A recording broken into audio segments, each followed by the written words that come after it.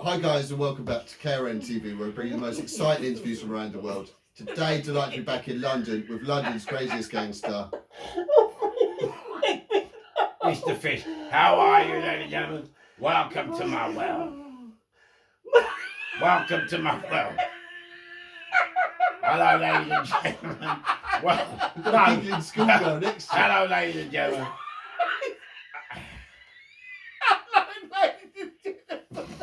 Mate, What's wrong with that? I'm trying to do. Good. I'm trying to do a Makes podcast. me laugh. Yeah. That's good. I'm trying to do a podcast. No, Ray, you're just Well, I jealous. say nothing. I say nothing. I'll keep you quiet, right? I ain't saying a word now. I'm not even going to cry. I'm not even going to cry. What's ringing? What's ringing? Nothing. I don't know. Let's go. Oh, fuck me. They got us. Stop swearing. They got us. They got us. They got us on the telly. They got us on the telly. Right, come on. Right, cool, let's go, let's go. Right, I ain't saying a word no more. Cool. Hi guys.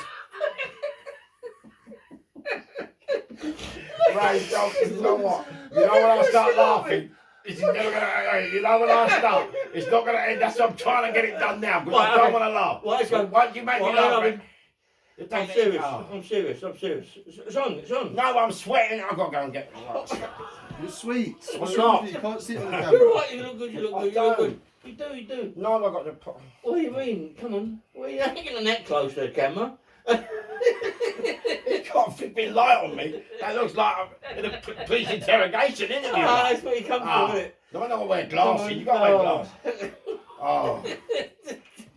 The light's strong, man. You've got light up here, light up here, light I know. down there. It's like a sauna in Television here. light, It's like a gay sauna. What's that ringing? Right.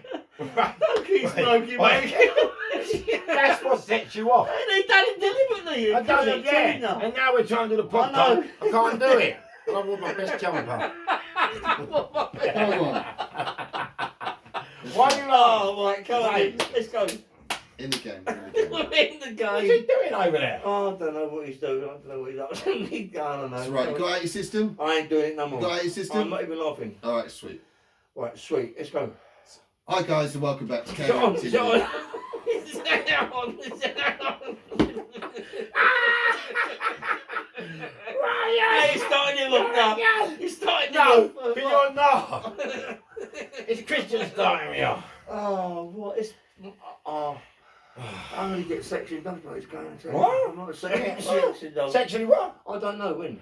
Oh, Section or section? Section. It's sex. Section. Why you always got to talk about sex? Section. You said sex. I never said You that. said I sex. don't say things like You that. did, you In said front of- section. In front of You you, want I dare say section. that. You In want front of you, you want Chris. section. Yeah, that's Chris, what you said. in front of you, I never And that's say what I'm that. saying. I'd Why are you never saying say it. section in front of me? Why? I'm telling you, mate. You want to do the pod? Do the pod. I want to do you, not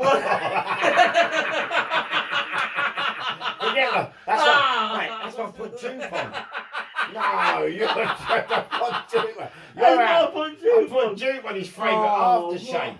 Dude, this fucking pod is running on us. Right, I've got to get out of here anyway. So Mate, I've got to get out of here. oh yeah. No, Oh, not yet. so now What? KRN wants to blame me. Yeah, yeah. He's laughing. He's filming. He's laughing. He's filming. He's laughing. He's filming. Now you want to blame me? Don't blame me. what? I'm here with my Right, friend let's with the go, cost let's go. jumper. You're Right, looking no good, more looking laughing. good, looking No good. more laughing. Right, How long, let's 10 go. minutes? Let's 20 into the minutes? game, into the game. 20 minutes? Hi guys and welcome back to KRN TV, where we bring you the most exciting interviews from around the world. Today, delighted to be back in London, as you can see, London's craziest gangster, Ain't me laughing. Mr. Fish.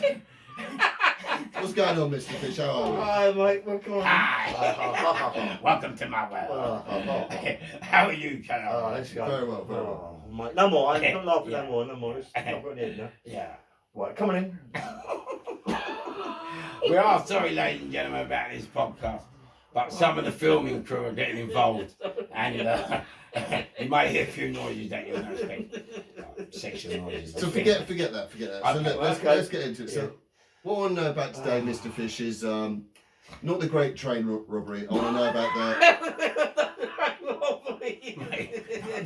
No disrespect to you, Chris. I love you. It was on it. It was on anyway. And I hold you in the highest regard, and I think you have to. Yeah. But I'm a bit young for the train robbery. Yeah, definitely not the great train robbery, but instead we want to know about the great tranny robbery. Yeah, oh, that sounds good. What's that? Tranny, what's that? When is that? Okay, go on. So you are reported the star of the star of the Great Tranny robbery. Is that not correct? When you say reported of the star, what do you mean? Well, the main figure, the star of the show. Sorry? You were the star of the show, weren't you? What do you mean by the show? I need you to tell me. So what the talk to me star about. of the show You were the main man. You were. They're talking about the Great Tranny robbery. I need you to tell me what the star of the show is. Okay, so. Okay, keep right, going, keep going. No, keep going, keep Keep going. going, We'll it's go good. back. What? It's good. Hi guys and welcome back to KRN TV. We're bringing you the most exciting interviews. You're sweating, son. You're sweating right into I your don't believe face. this is happening to me. Don't any background noise. Let's go. Right, no, I'm saying the word. I talk about background noise. I ain't So, background. Okay. Hi guys and welcome back to KRN TV. We're bringing the most exciting interviews from around the world. Okay. Today, a delight to be back in London with London's craziest gangster, Mr. Fish. How are we doing, Mr. Fish? As crazy as ever, as we can see. Yeah, no, thank you for having me on, Christian again. Yeah, I'm doing absolutely fine. Yeah, crack on, my friend. How are you? You well? Very well, thank you, sir. Very well, thank you. So, something that we missed out of the first two parts, the thing that ended up getting you your IPP 99-year sentence, the so-called Great Tranny robbery. Okay. I want you to talk about, if possible, sort of the days leading up to that, like how you were living and what like led you to obviously commit that offence at that time, or if it was part and parcel of the life you were leading at that time, and the events on that day, if possible. Yeah, wow. You know, I said word. most of you in the game will know, like Ray Hill and for such like, will know that most people had a trade in the game and they were renowned for their trade. And my trade was, Stop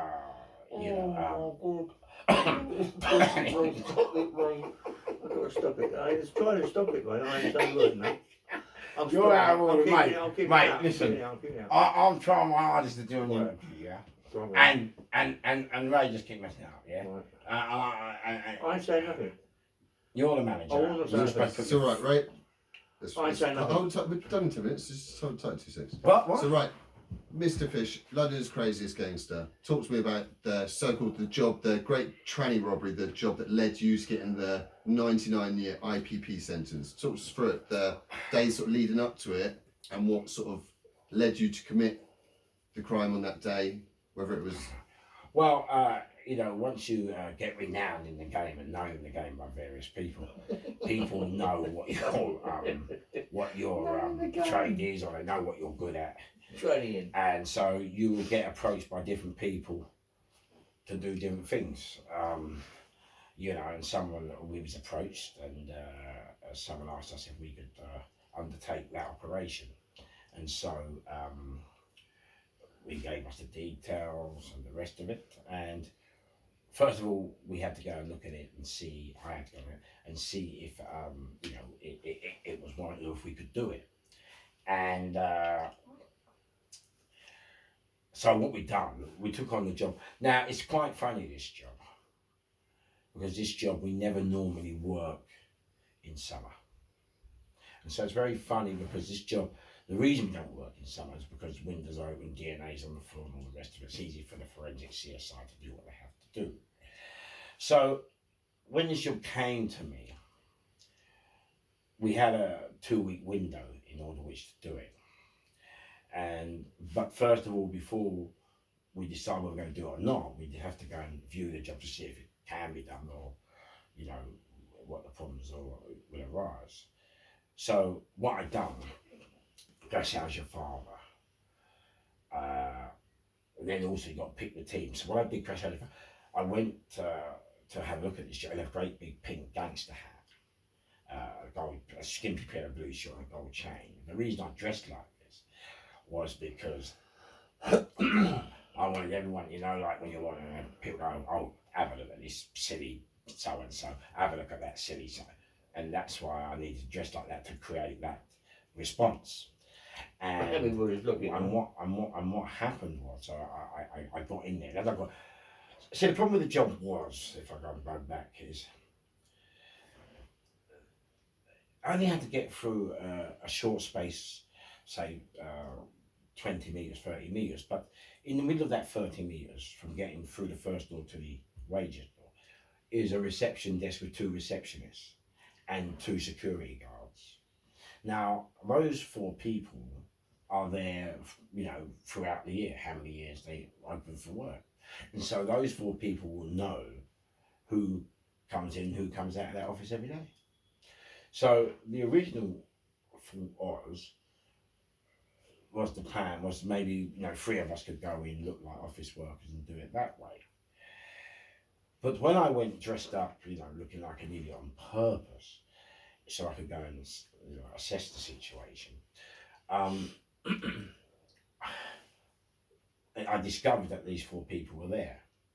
And secondly, the CCTV and all those problems were also there. So I knew now this is going to be a really tough job, because this job you have to get in, 1, without showing your face, and 2, try and get past 4 people who work there every single day and know everybody. So Crash, how's your father? I've gone in, and as soon as I've gone in, the security turned around, like I said, and gone, have a look at this, and the reception's all laughing, and that's exactly the atmosphere I wanted to create. And then I was thinking, well, let's see if you're laughing in 2 weeks' time. So I went back home after assessing the damage, and I suddenly realised, you know what, this is going to be a very, very difficult job, because we have to try and find some way to get in without revealing our faces to the CCTV, and we have to find a way to get in without the staff stopping us. So I went back to most of the people that I know, you know, who are sort of similar-minded, and I was asking everybody, all the old school villains, all the lower bit, I was asking everybody how I could overcome this problem. But Crash, how's your father? Nobody could give me an answer. We don't know, Fish, we don't know. I was going all over the place, and it just, no matter where I went, I was giving up the same answer, we don't know. So in the end, I thought, fucking, I got angry, and I went home. And I shut the curtains on a sunny day. But I have all books by CIA, MI5, all different books. And so I started reading the books. And so I started, like, CIA, can someone help me? You know, seeing if there was a mission or something. There was nothing in the CIA book. You know, I was reading MI5, there was nothing in there. I went to the church, just in case something is war stuff. I went through everything, you know, similar like. And then I came across a book by Andy McNabb, who writes the SAS stories. And this book was given to me by a friend of mine in Worm Scrubs, but I'd never read it. And so, well, you know, I took the book out thinking, all right, let's take a gamble, let's have a chance. And I opened the page, and Crash, how's your father? It said Women of Valor. And I thought, you don't get women in the SAS. No matter what books you've read, what TV films you've seen, what movies you've seen, anything depicting the SAS, you never ever see women. So it took my thought. I thought, oh, I've got to read this, and it said, only where a man could not go with the right identification papers go, could a woman go, and the Germans wouldn't take a second glance. And I thought, absolutely fantastic. What a result. And that was it. I came to the conclusion that we're going to do this move dressed as women. So, Can I stop it 1 second? I pulled... I've got to go charge this up. Sorry, mate. Sorry? I was going to tell you originally, guys. You got one? Got to go charge it once. Oh, where? Phone. I'm going to charge it. Oh, go on. Have I got your wire here? Did I pass it back to No, you? it's all, I've got another one here. Hang on, let me just... Yeah, you got the wire there, but I've got it.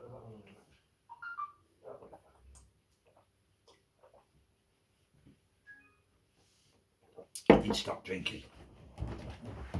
Really? Yeah, so you talked about the women of valour. And before you go on any further, Fish, while we've got you paused at this moment, what was the job? And obviously, I'm guessing it was a real high money bill. You said it was an office with some wages, but what? The job was an office block with £200,000. Yeah, that was the job. So anyway, I called the team. Now, picking the team, you have to be very careful because, like I said to you earlier, everyone has a trade, but you have to know who's good within their trade. The only great thing I have on my side is, having done numerous things, I got caught for very few, but each time I got caught, I'm renowned for not grassing, and I'm renowned for getting my boys home safe. And I think, you know, when you have a team around you, that team has to have confidence in the leader. Do you know? Because if you don't have confidence, then things can all go wrong. And one of my most best forays is the fact that I never ever go for the money or the goal, whatever it is. I always, my first and number one priority is to get the people I'm working with home. So anyway, I picked a crew of who I'm going to do it with and who's going to do what. But so I picked two. Well, this was before I picked two fellas who were going to come in with me. We had two different cars. One car to take us there, and then another car to take us away. Well, we have a few cars. As I said to you now, when you plan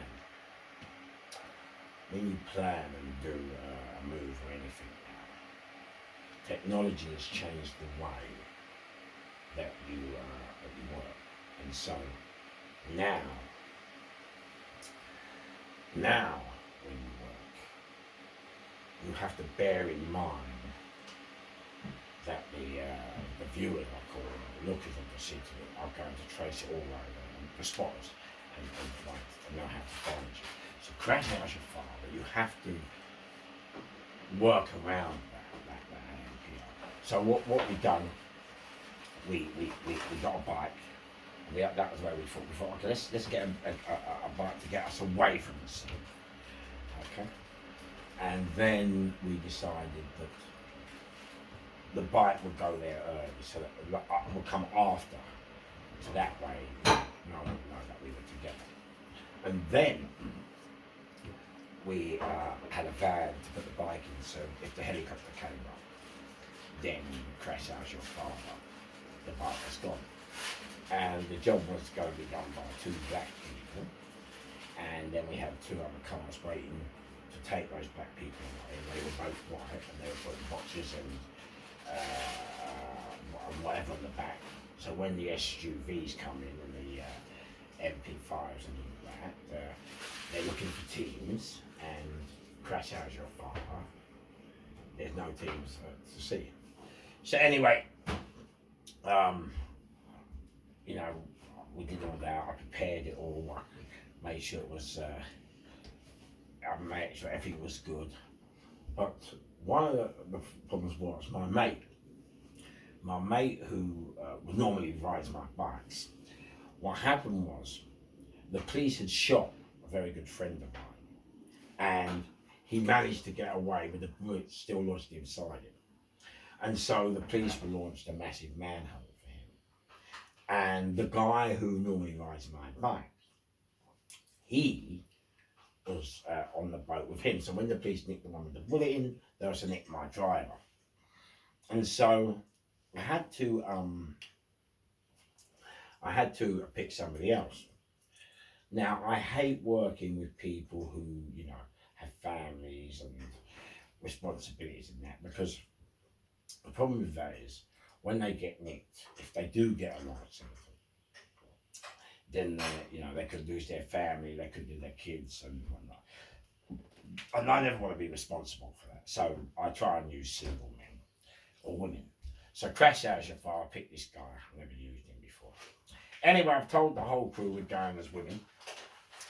And so I've had to get some other women, real women, real women, to to get some women to dress me up. And so I went there, got the women. And I never get the newspaper cut. It always says, gunman drops gun and trips over high heels.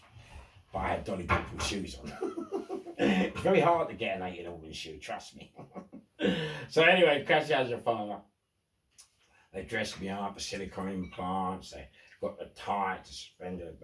Listen, I made Naomi Campbell look like I walked around the park. I was stunning, trust me. Grand. So anyway, the boys, when I've told them we're going, women are like, what? Women? And I said, well, you know, we can't all go, I'll have to go. And so I was doing the walk, and I practiced the walk, and nicked my mother's handbag, in there, made an ID card up. And Crash kept walking, kept doing it, until we got it right. So anyway, the job came now. Well, in actual fact, I was actually going to do the job a week before. Was it 2? And what happened was, just as I was about to do the job, my mate who provided the job said, oh, by the way, Fish, I forgot to tell you. I said, yeah. When you go in, before you get out, if you don't do this and that, you can't get out. And I just thought, hold on, mate, stop. You have just come, yeah, and given us something to do. You told me you've given me everything I needed to do the job. And just the matter, you give me that. And that is the most important part of the job. So I thought, you know what? I'm cancelling it. Because what else has he forgot to tell? You understand? So I cancelled it. So I waited for him for a couple of weeks to come and see if there's anything else he forgot. Do you know what I mean? Just on the off chance. And Crash, he never came. So I set it all up and off we went. And so, you know, my pal got in there. And I got in and I went through the passwords. And, you know, I got past security. You know, I got past the receptionist. Sorry, pause. It's still running? No, yeah, pause. I've got a... I got past reception. No, don't keep going. Stop. And what happened? No, because I paused. Oh, yeah. So what happened was, I got past reception. And I've gone in. I've put in the passwords. But as I've put in the passwords, one of the geezers had come out. So I said, oh, can I help you? So I said, oh, yeah, staff. And so he said, oh, but you see, as he was coming out, he was still in the, halfway in the office. So he turned back to the manager and I said, oh, do you know who this is?